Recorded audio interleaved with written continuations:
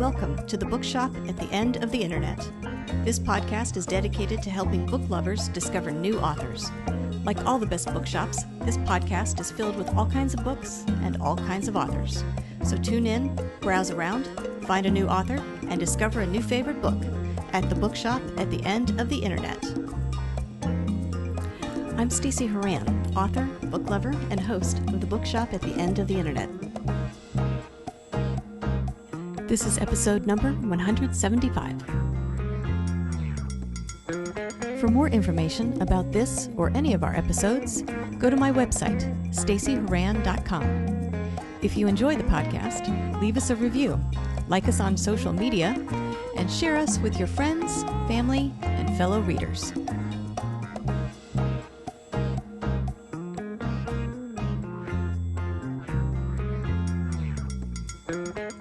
In today's episode of The Bookshop at the End of the Internet, I'm chatting with author Laury A. Egan about her latest novel, Once Upon an Island. It is a coming-of-age story set against the beautiful backdrop of the island of St. Croix, and it follows 16-year-old Olivia and her glamorous mother as they escape to St. Croix following the devastating loss of Olivia's younger brother.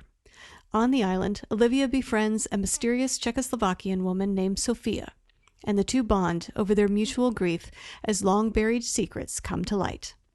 This book is semi-autobiographical for Laury because she visited St. Croix in 1966 when she was just 16 years old.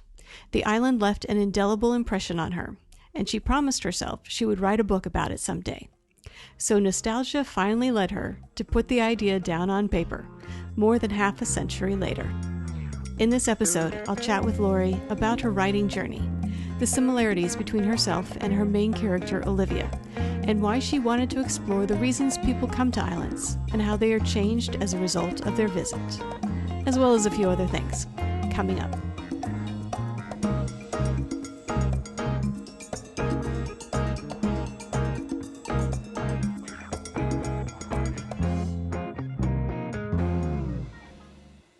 Laury A. Egan, I want to thank you very much for joining me today on the podcast. My pleasure, Stacey. It's really an honor to be on. Thank you. I thought what we could do today is start by talking about your new book, Once Upon an Island. If you don't mind, tell us a bit about this book and what inspired you to write it. The book is set in 1966 on one of the Virgin Islands, St. Croix, and I'll just read a little bit from the back blurb. A 16-year-old girl, Olivia, who feels guilty about her younger brother's death, her mother, Evelyn, a glamorous artist, Travis, the charismatic owner of the Pink Fancy Hotel, a mysterious Czechoslovakian woman, a widow, Sofiya, a sojourn on St. Croix, two love affairs, secrets, Nazis, Ravensbrück concentration camp, conflict, jealousy, kindness, tenderness, a rescue, and a resurrection, all woven together in a haunting work of literary fiction. As I said, it's set in 1966, although there's a little bit into 1967. The origin of this book is about 56 years old, to tell you the truth. I was on the island. In fact, this particular book is a little more autobiographical than some, although the peak dramas in it are fictional. I did go with my mother to St. Croix. She was an artist, and she was working on a portfolio for a solo show at the A.H. Reese Gallery in St. Thomas.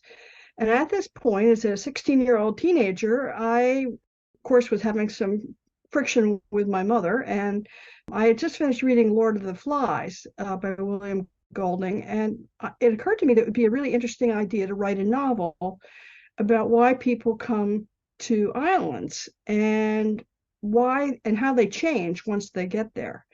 So I sort of thought this might be a good project for me at some point, and I vowed and promised myself that I would actually do so. It took me many years. I think I started this book in about 2013.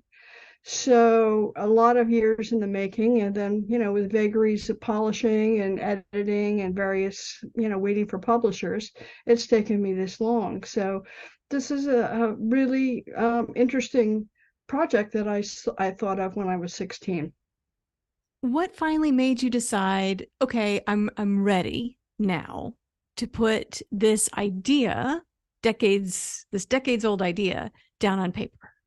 What was the spark? I think it was nostalgia. Mm. I really love this island very much. I spent a month there twice and had been there once briefly way back in like 57 or 58. And I remembered it with great fondness. And the several of the people that I met there were very important characters. And this was a very important point. 16 years old is a really extremely tricky place to be in terms of growth and maturity and learning about oneself. And this time on St. Croix, in a sense, was helped me to develop a lot of things. So I just finally decided to go back to it and allow myself to be nostalgic a little bit, but also to explore various things that I had sort of forgotten about. To go back to my old scrapbooks and photographs and a few letters. It was just it just seemed to be the right thing to do. And what was that process like, going back and revisiting your 16-year-old self? Very strange. This book, every time I had finished another round at the end, I was just almost teary. I don't know what it was, but this book of all the 10 that I have had published, this is the one that seems to hit me the most. And maybe it is because it's got some autobiographical elements in it. So I don't really know, but it was both exciting and difficult and painful and made me happy at the same time. So there are a lot of complex emotions in this book. Yeah. A bit therapeutic, perhaps. Yes, I think so. I think writing is pretty therapeutic anyway. Particularly, I do a lot of psychological suspense novels, which is very different than this one. So I'm always very fascinated with developing characters, and this character is mostly me, not 100%, but there are a lot of elements that are similar to my personality and some of the conflicts I was feeling, particularly with my mother at the time, came to the fore. My mother was nowhere near as difficult a character as she's made out to be in this novel. But in fact, she'd probably kill me if she read it. But she's long gone. But it was a very interesting process. Yes. Let's talk about your main character, Olivia. Tell us a bit about her. What do we need to know? She wants to be a journalist, a photographer, possibly. So she's a creative person, a loner. She had a younger brother, and she is still haunted by his death.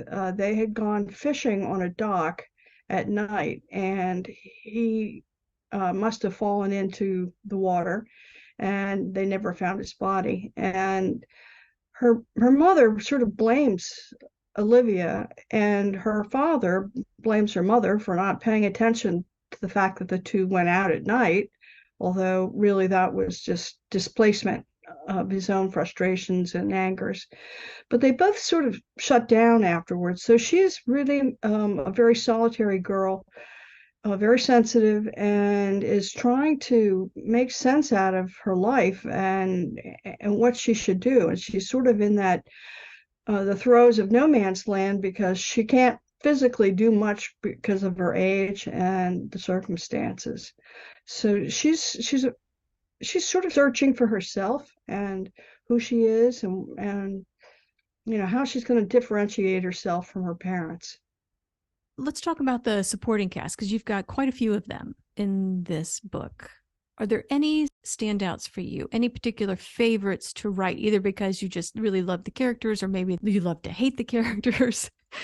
Did you have favorites among your supporting cast? Yeah, I had two. Sofiya, who is the Czechoslovakian widow, she is based on a woman that I met in St. Croix and Christiansted at the Pink Fancy then, and she sort of we struck up a wonderful friendship, which was just as well because my mother was fairly AWOL at that point.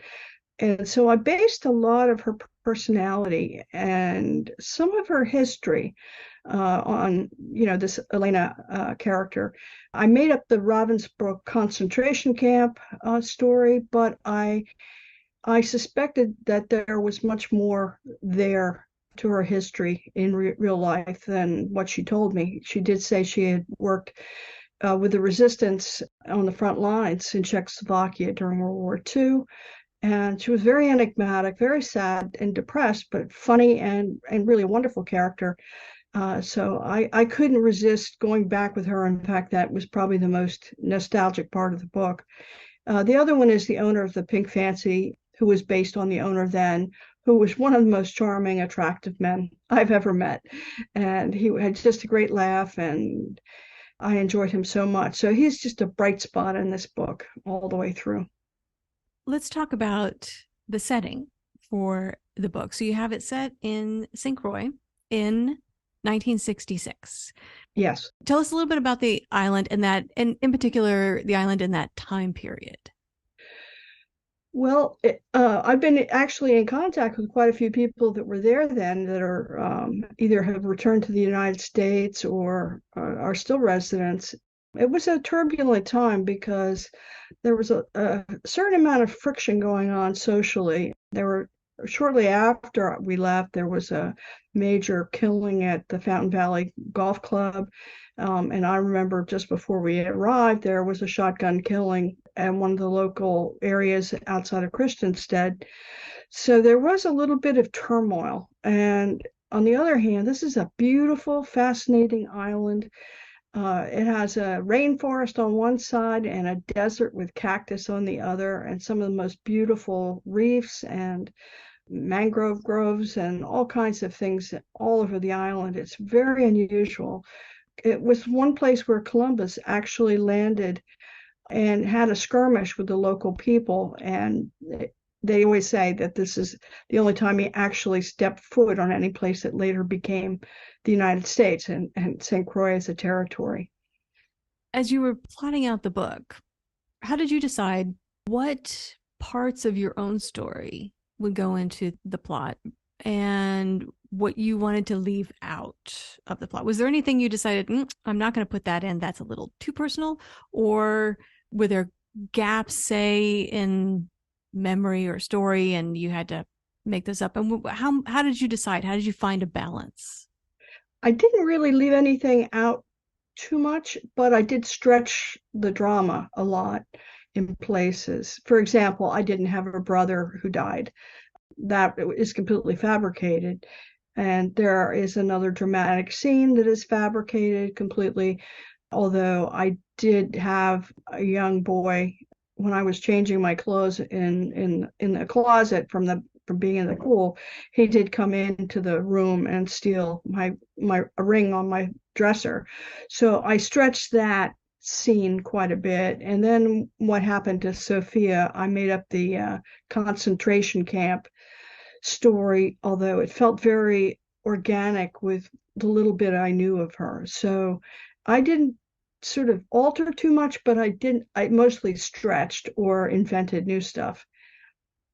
And you're the author of a number of books. And as you mentioned before, this is a little bit of a departure for you from some of the things that you've written before. Can you tell us a little bit about some of the other books you've written? Because I'm curious where this falls on your spectrum. Well, I have a collection of short stories, which is pretty good sampler of all kinds of things. I write in a range of genres, which is unusual. I think most people sort of stick to one area. I write psychological suspense. So one of my most recent books before Once Upon an Island is Double Crossed, which I would say has some literary features, but it's definitely in the Highsmith mode.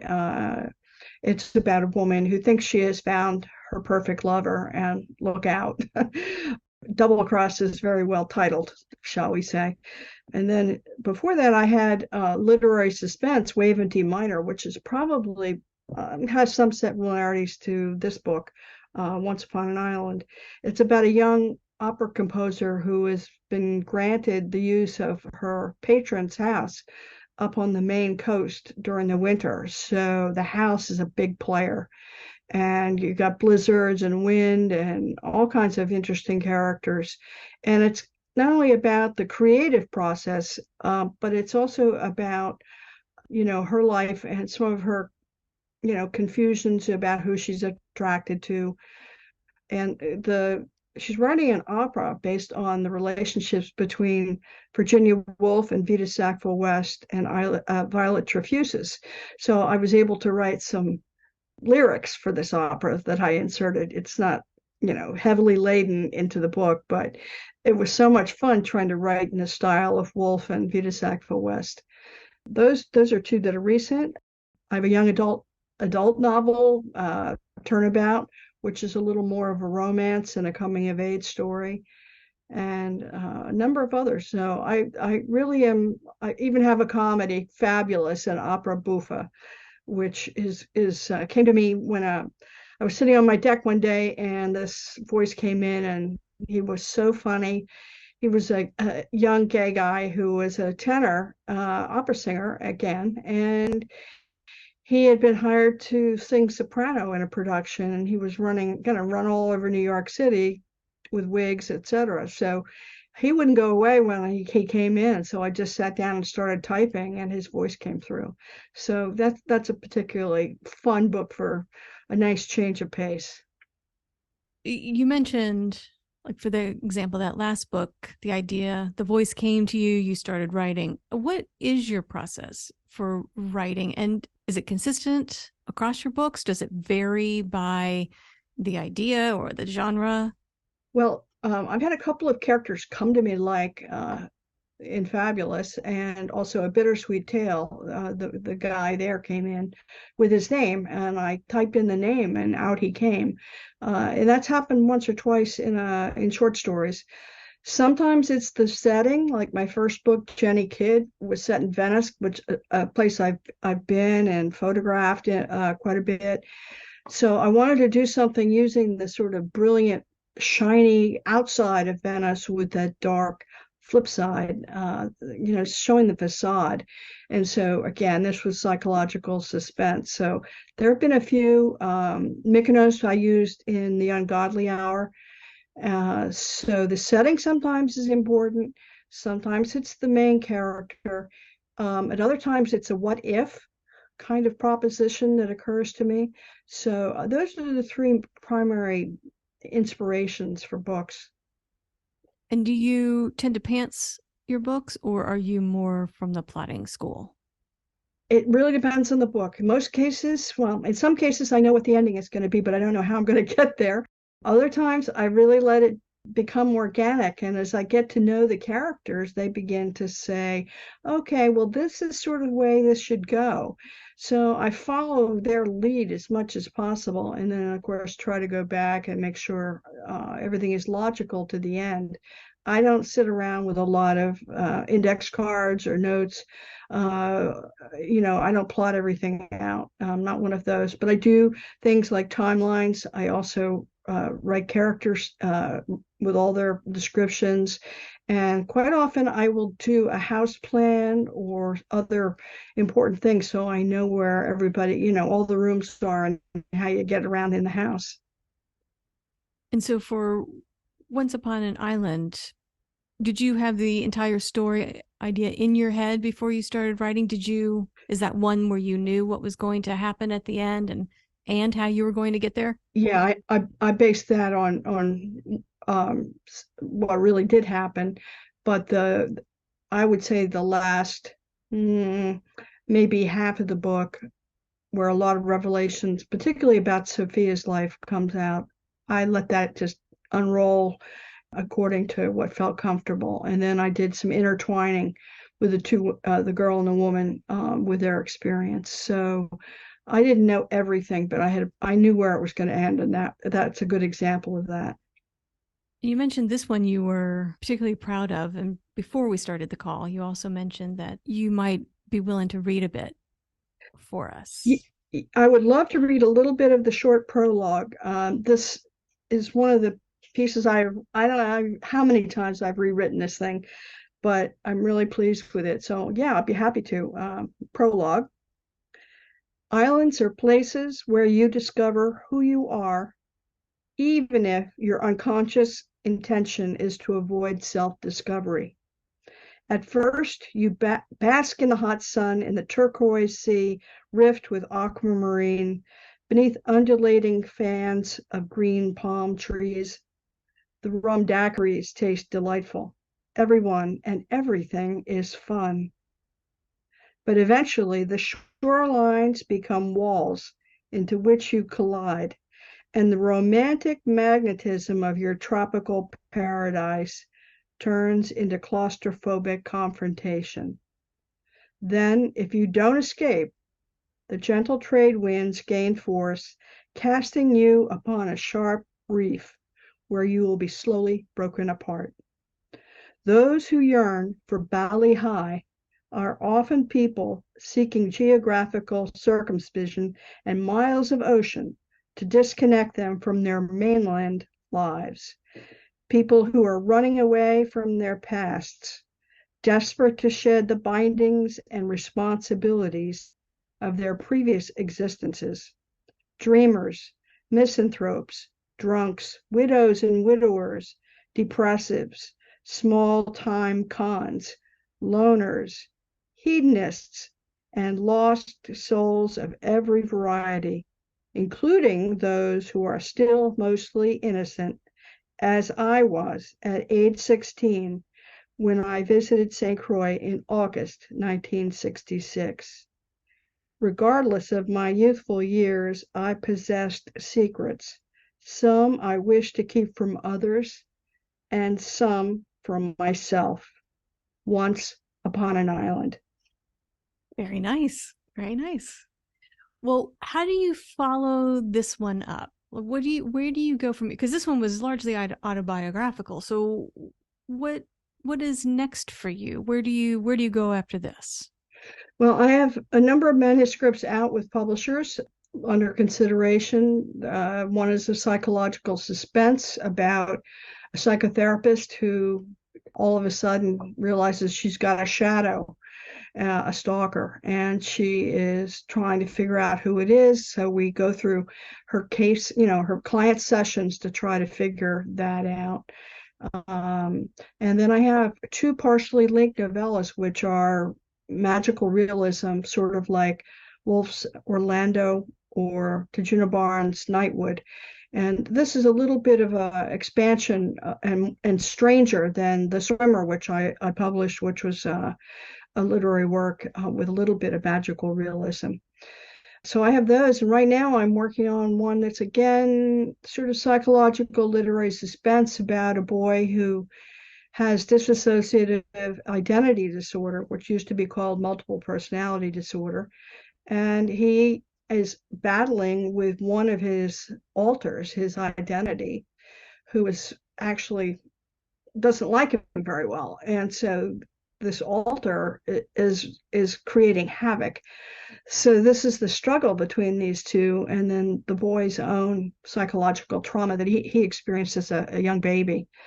So I sort of am doing a little bit of both. I'm still considering some literary work, but I also have another couple of psychological suspense novels, either out being looked at or are being written right now.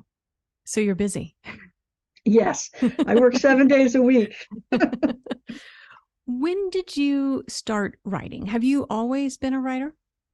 I wrote my first poem when I was 7. I was actually in the bathtub and I started screaming for paper and pen. My mother came and thought I was absolutely delusional, but she complied, and I wrote 4 stanzas out, and she was just totally shocked. I started writing mostly poetry at the beginning, and then I wrote my first novel between my 12th and 13th year, and short stories in high school, and then I was accepted at Bennington at Bard in creative writing, and I wish I'd gone, but I wound up going to Carnegie Mellon University and studying graphic design and photography. I think I sort of chickened out on myself, but I don't really remember why. It's the only decision I wish I had changed in my history. Has there been any advice you've received along the way that you find yourself going back to over and over again? Anything you consider really the best piece of advice somebody's given you? Well, so I've heard, the usual things, write what you know, which is somewhat true, although not always. I think you do need to have a fairly good idea of the setting or something about the characters in order to really convince the reader that you're authentic and that what you're writing, that the piece is well seated, so they don't feel anxious about whether you're writing about something you don't know about. That's important. I think the most important thing for me has always been just do it. I developed a pretty good work ethic when I went freelance as a book designer for many years, and then I began writing again shortly after my mother died. So I really work hard, and I believe in a lot of rounds of polishing. I often do as many as 25 to 45 rounds, and I think that's important. I really am old school in that regard. Do you enjoy the editing process? I do. Yeah. It's sort of nice. It doesn't keep me up at night as much as the writing process does. When I'm writing, it's like all hell breaks loose. I'll wake up in the middle of the night, or I won't be able to go to sleep, and little stupid ideas pop up. So yeah, I like the editing process very much. Feels good to me. And given that your writing journey has been quite a long one, is there something that you find challenging even after all these years, after all these books? Is there something that still you have to work at or struggle with? There are little bugaboos that I have, like repeating words. That makes me crazy. It just makes me crazy. I still find little plot snags, no matter, how many times I go through. Like on this new one that I'm working on, Jack and I've been through it 15 times, and the last round, I just found another mistake, a Friday that should have been a Saturday, that kind of thing. And even though I'm really careful, or if somebody is in one room sitting, then all of a sudden they're up and they're walking around another place. These transitions are important, and also I tend to truncate conversations a little bit too much. I think that's sort of my reserved personality, but I realize that I have to show more heat usually, or humor or something, and open up dialogue. So that's something I'm always watchful about, that I've been too conservative and not letting enough out. And on this writing journey, what would you say is the best part of it for you?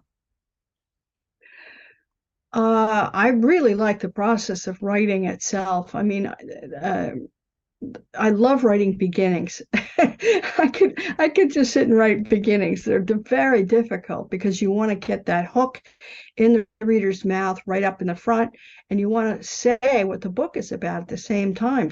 So they're very tricky, and writing endings are probably the area that makes me the craziest, because I really feel like an ending should feel like a symphony at the end, like boom, boom, boom, boom, so that reader feels like, yes, we're done.